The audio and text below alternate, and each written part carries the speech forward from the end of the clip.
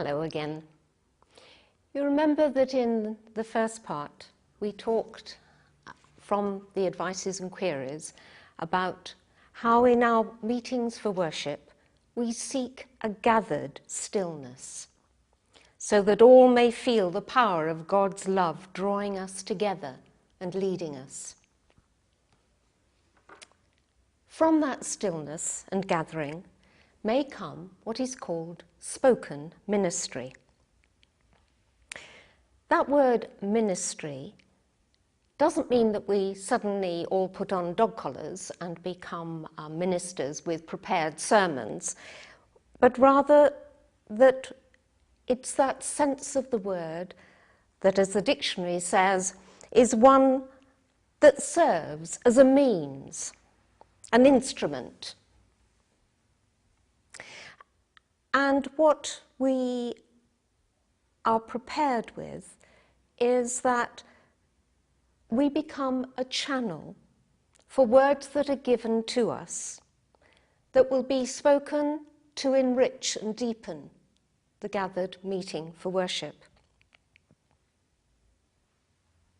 Now, anyone present may speak, even if it's their first meeting for worship. But each one of us has to exercise a discipline, a responsibility for each other. Because insights may come that need to be tested. Often those profound insights are for us alone.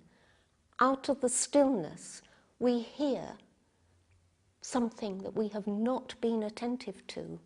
And the words are a message for us to pay attention to. It may, however, be that they are words that are given that make limited sense to us, but they have,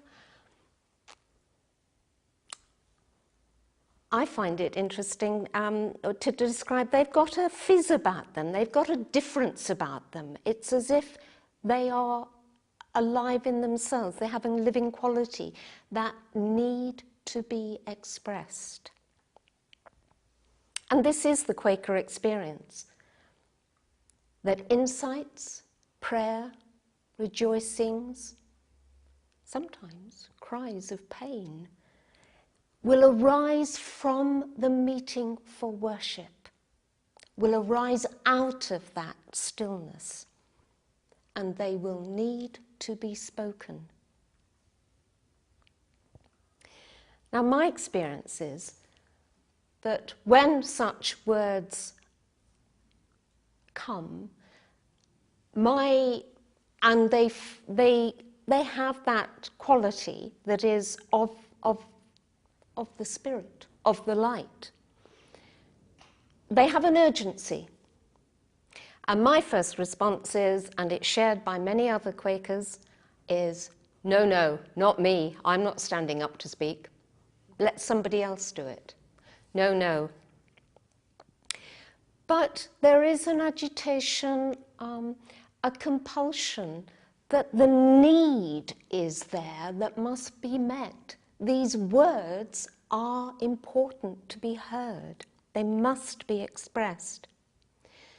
And so I find that I am forced to my feet, usually trembling, not at all clear about what it is I'm going to say beyond perhaps the first few words. But it is the discipline of letting go, of being obedient to the Spirit. And often I find that what I have to say is inadequate. It's incomplete.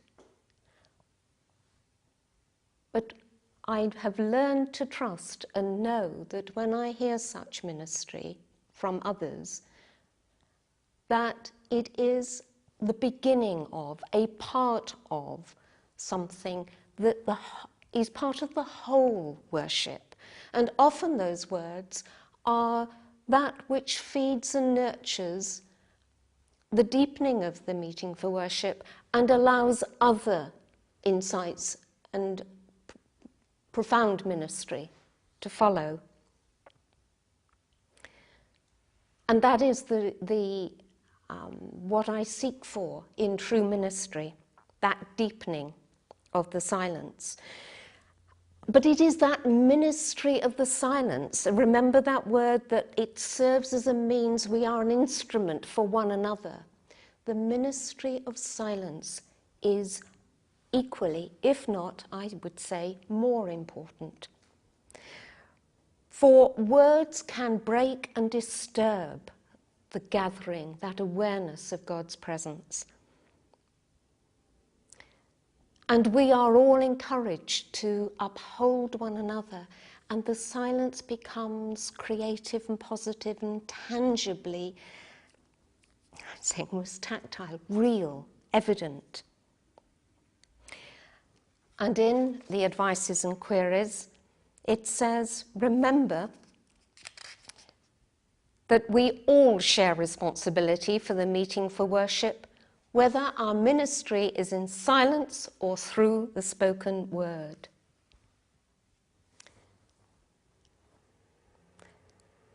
The meeting for worship ends when two Quakers, who have been asked beforehand, will sense when the worship is over, when there is a sense of release, that they are aware that the ministry can be let go. And there is a shaking of hands between those two friends, and they turn and shake hands, and we all shake hands. For we have shared that responsibility for worship together, and it has been our experience. And we hope that it has been of joy to us all.